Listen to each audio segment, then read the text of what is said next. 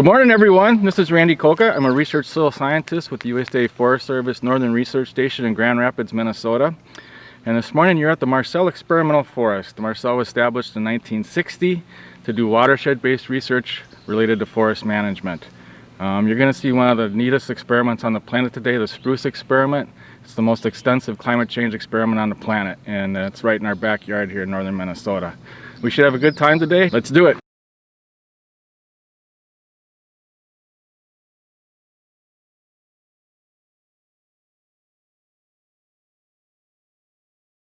Welcome to the SPRUCE experiment. SPRUCE stands for Spruce and Peatland Responses Under Changing Environments. We're in a black spruce bog. We started this experiment and discussions in 2009, and finally in 2014 it came to fruition where we were starting to take our first measurements. The Department of Energy has been doing climate change experiments for many years, and the ones they used to have out, they used to have what's called the FACE experiments, the Free Air Carbon Enrichment experiments. And that's where they looked at just the elevated carbon dioxide part of climate change. They phased those out in the early 2000s, and the one thing they wanted to do was add warming to more fully simulate climate change, and that's what SPRUCE was born. And so it's a fully factorial experiment where we have different levels of temperature and different levels of carbon dioxide across 10 of these huge chambers out in this black spruce peatland. Black spruce are about 45 years old. This was the footprint of a previous silvicultural experiment back in the late 60s and early 70s where we did strip harvesting of black spruce. And what we do is we take out the strips, and the remaining trees would then seed in the strips in those openings, those gaps, and then come back a few years later, which was 5 years actually, take out the remaining strips because the new trees were old enough to seed in the new gaps. And so when we were looking for sites for spruce, we wanted to understand, the dynamics of the black spruce and the tamarack, and we wanted a grading system. We didn't want something that was old growth and sort of stagnant growing. We wanted something that was going to be interesting to study. And it just so happened that footprint that those silvicultures put back, going back over 50 years now, led to the footprint of this monster climate change experiment today, and they're some of our biggest fans. We started out in 2009, and the boardwalks got put in 2012-2013, the winter, and then in 2013-2014 winter, the above ground chambers got put in, and we started in and the below ground chambers, and then in 2014 in summer we started the below ground heating component of it. And so the soils are heated down to about 10 feet down in the peat, and then the next year we started the above ground heating in 2015, and then in 2016 we started the elevated CO2 part of it. And so we did that over a series of 3 years to kind of look at the effects of the individual treatments on different processes, especially ones related to soil, carbon and gas exchange, greenhouse gas fluxes, and a lot of those kind of measurements. I think we're about ready to maybe check out and go into a chamber. We'll look at the outside of the chamber first, look at the hydrology component of it. Like I say, it's contained below ground and above ground, but we'll look at the below ground part first from the outside, and then we'll go in and check out a couple of different temperature treatments. About 30% of the soil carbon on the planet is stored in these kind of ecosystems across the north and across Eurasia and across Russia. So 3% of the planet, 30% of the carbon in the terrestrial zone. So that's really an important component of spruce, and trying to understand the important feedbacks to the atmosphere related to warming and elevated CO2 climate change in general. So we're going to look at the outside of a chamber before we go inside the chamber. It's really important because these are wetland systems that we isolate or contain the hydrology. You saw Diana Carwin maybe previously looking at weirs on the experimental forest. Basically we have a chamber just like a weir underneath each and every one of the spruce experimental chambers. We call it the subsurface corral, and that's this really heavy plastic here. There is a drain going through that plastic, and so when these systems want to run, especially in the spring like after snowmelt, they are allowed to run like they would normally, laterally. And that water drains into this system right here. It's sort of the same thing as a sump pump. And when the water gets to a certain level, a certain volume, it pumps out the water away from the chamber. And once we count the number of pumps, we can count the amount of volume of each of the runoff that's coming out of the chambers. Every time it pumps, it takes a little sip of water and puts it into this collection device. kind of like a kegerator. Keeps it nice and cold for when we come out during the week and collect our sample, take it back to the lab and analyze it for whatever we're interested in. Phosphorus, nitrogen, mercury, calcium, etc. So that's our system of collecting water and looking how much runoff is coming out of the chambers during various times of year. So right now we're just outside the chamber. This is the warmish treatment that we're going to go in and see in just a minute, but I wanted to show you the outside just a little bit. And one of the components that's really important is the below ground corral, we call it. And that's this heavy plastic wall right here.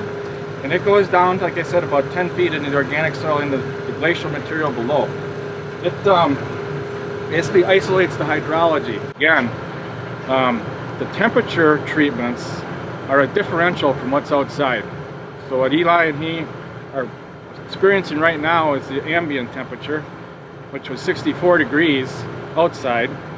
This one is plus 9 centigrade, which is about 16 degrees Fahrenheit difference.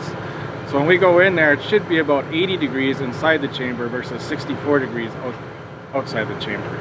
So it's always a differential, 24/7, 365. It's always a differential. So if we stick with Fahrenheit, when it gets 30 below inside the chamber in the winter, it's only 14 below, or it gets 30 below outside the chamber, it's only 14 below inside the chamber. So it's always that differential. And the elevated carbon dioxide part of the experiment is the same. It's a differential from the ambient. Right now we're breathing about 405 parts per million. The goal and the ones with the elevated carbon dioxide is about 900 parts per million. So it's about double what we're experiencing right now, but it matches some of the projections for the year 2100 as far as the elevated carbon dioxide component. So why don't you pause for a minute and think about some of the problems a design like this we might face as a result of these huge chambers being integrated into this peatland landscape.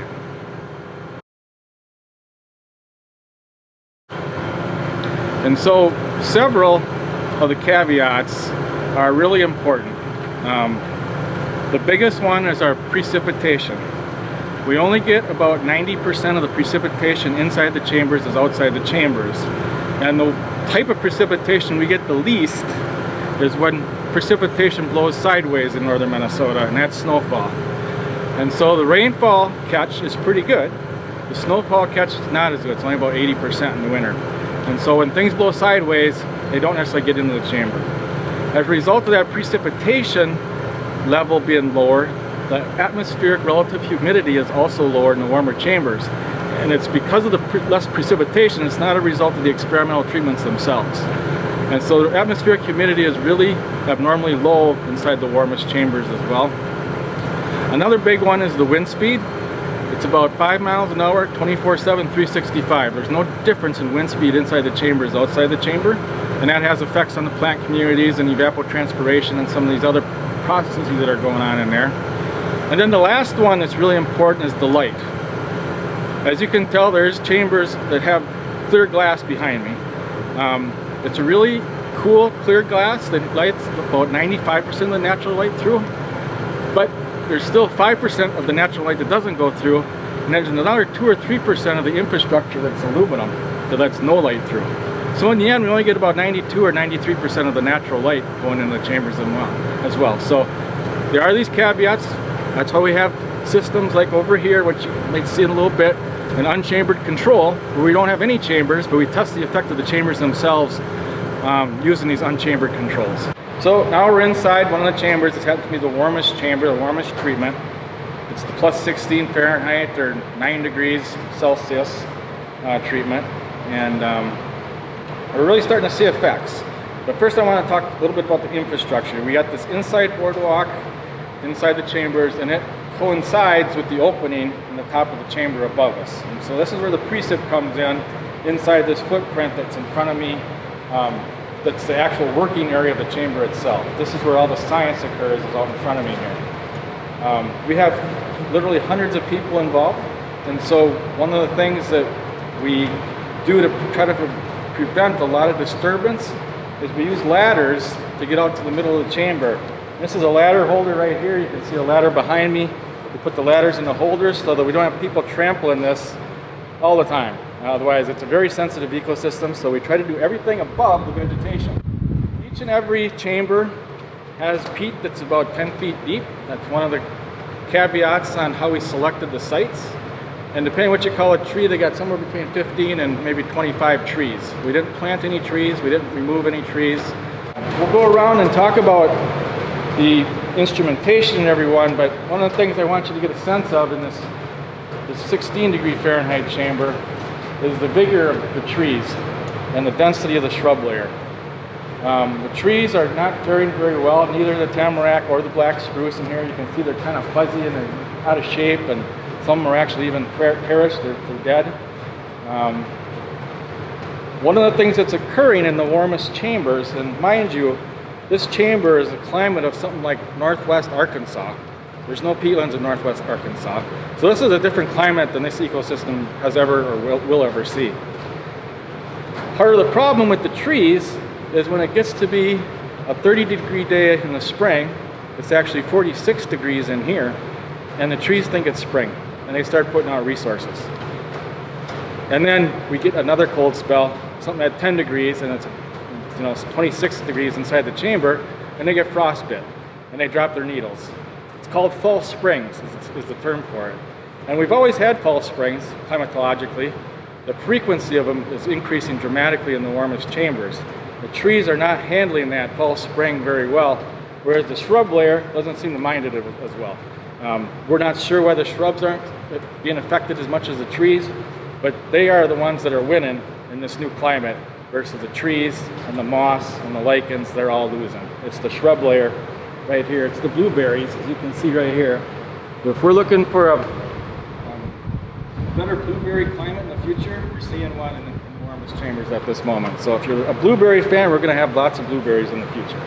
So we're going to look at some of the instrumentation. Some of it's pretty sophisticated, some of it's not so sophisticated. This, for example, right here, and we'll just start here and we'll work our way around the chamber. There's 4 pieces of PVC here, and we put a grid on that. We measure the vegetation that's smaller than trees, basically. On every corner of it, there's a funnel where we catch the seed rain, the amount of seed coming down from the forest or coming into the chambers. Another caveat of the chambers, because of the walls, we don't get the same seed rain coming in from outside as it does from inside. You can imagine the little maple helicopter coming down and hitting the wall. It's not going to get in here, right? And so the seed rain is another one. On some of the trees, it looks like we got tin foil on them. The tin foil is actually insulator where we put a heat pulse inside the sap of the tree. And we measure how fast that sap moves up the tree. And if it's moving fast, that means it's taking up water fast. If it just kind of sits there, that means it's not taking up sap at all. So evapotranspiration, and trying to measure evapotranspiration at the tree scale, transpiration. Above that, everyone has a metal band around it. It's automated diameter tape, and it takes a measurement about every 30 minutes on these trees. And believe it or not, in the middle of summer, it's effective enough that you can see the change in diameter on a daily basis. So on a daily basis, if a tree gets fatter when it's taking up water during the day, and at night once it transpires that water again, it gets thinner. So we're watching daily intervals of actual diameters of some of these trees. As we keep moving this way, you'll see many places where there's pipes sticking out of the ground. That's all about water sampling and measuring the water table in different ways in different places.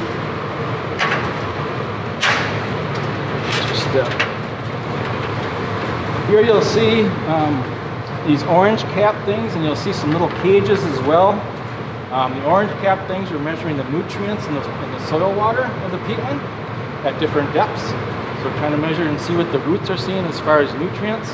And the little cages are actually trying to measure the sphagnum productivity, the moss. All this peat is here over the last 10,000 years because of the moss. It's not the trees, it's not the shrubs, it's the smallest plant that has the highest productivity. And so it's actually the moss that is the reason why we got tens of feet of peat in different places, and we're trying to measure that productivity.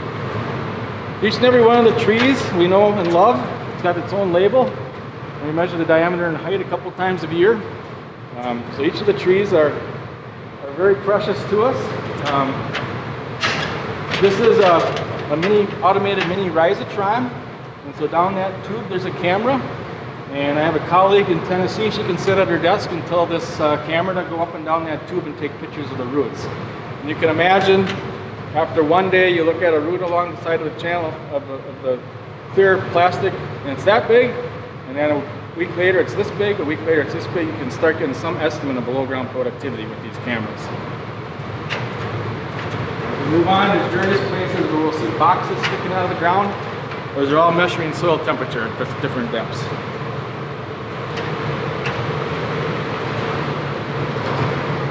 One of the neat results that's a bit surprising to us is this doesn't look like much, it's just a pedestal.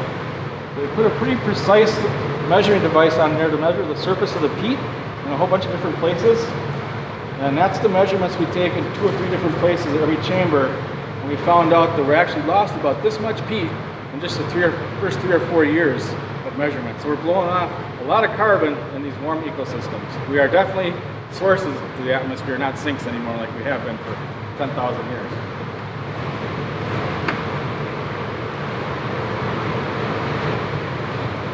A couple of different sets of water quality monitoring going on here. Ones with the syringes on top, we're actually measuring the bubbles in the water, the gases.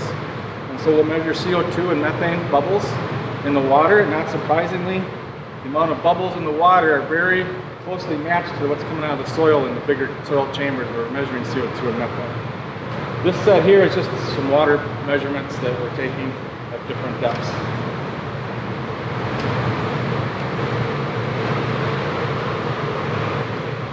And maybe get a close up here. So maybe you'll come back there. One of the things we're really interested in is how fast things decompose out here. And so we have decomposition experiments for wood, branches, sphagnum, leaves, roots. Grand total, there's 2,560 bags buried out here. They're looking at decomposition across the whole site. And as you look through it, it's kind of hard to see them, but wherever you see flags come out of the soil, that's where something is buried out here. We're actually going in and measuring the rate at which things are decomposing in the soil. The third decomposition study we have is we actually have soil being decomposed out here. We took soil out, put it in bags, and put it back in at their same depths to look at how fast the soil itself is decomposing as well. So a lot of decomposition going on, but it's all below ground. You can't see it very well. And one of the unfortunate things that we found out down the road, we kind of had some inkling of this, but it's really hard to measure the gas fluxes at the chamber scale. The amount of CO2 and methane going in and out of here is very difficult to measure because of the way that we have the wind constrained in here. It's easier to measure outside than inside actually. And so one of the things we did is we put in these relatively large chambers to measure CO2 and methane fluxes at a scale that included the hummock and hollow microtopography and some of the topography differences that are out here. So that's what that one was measuring. It's not measuring at the moment.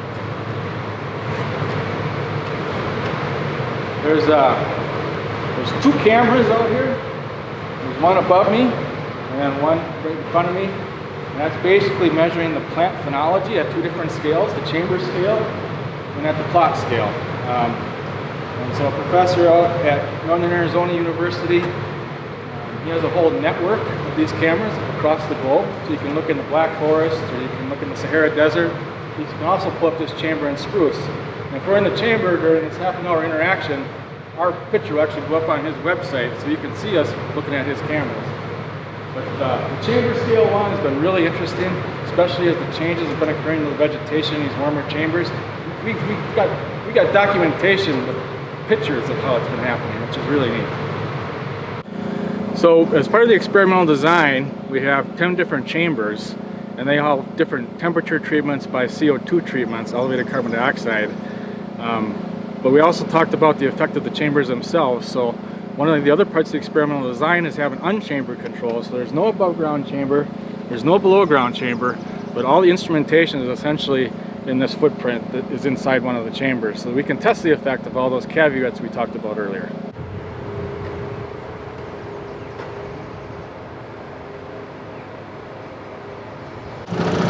So now we're at an ambient chamber, which means it's an unheated control. This one happens to be the one with elevated carbon dioxide though. So one of the things we have not seen though, hardly any of our studies are showing an elevated carbon dioxide effect yet. These plants out here are so slow growing it's taken years. You know, we're in our third year of elevated carbon dioxide, third growing season. We're still not seeing many effects on any of the communities out here, from the plants to the microbes. The elevated carbon dioxide, as I mentioned, is about 900 parts per million, which is a little over twice what we're breathing out here right now. But we do have safeguards in place, and we have buzzers and red flashes and lights that go off in case something goes bad with the carbon dioxide and really starts flowing in there, so we can get out. 900 is not a health effect. It doesn't become a health effect until it's almost 30,000. So we're in good shape. So let's go in. One of the things to notice in the ambient temperature treatment here with elevated carbon dioxide is a difference in the tree vigor and the way the trees look. Just to add under an unchambered control, this is basically the chamber control. And again, the plant communities look almost identical to the unchambered controls. The shrub density is much lower. You can see the sphagnum mosses in different places, and the trees are looking great. This little tamarack looks just outstanding compared to some of those trees that were in the other chamber at +9 or 16 degrees Fahrenheit. So even though it's only been a few years, we have dramatically changed the plant communities in these ecosystems, mainly as a result of elevated temperature, not elevated carbon dioxide. So as I mentioned, I think spruce, by just about any metric, is the most extensive experiment on the planet. But we can't simulate everything with these chambers. We're doing our best. And we understand that there's things that we can't simulate or put in a chamber around them. But that's why we have ambient chambers, and that's why we have unchambered controls to test the effects of the chambers themselves. And so although you can't necessarily simulate climate to the exact degree you can in the future by putting a chamber around something, this is the best we can do, and we're getting so much great information as a result of it.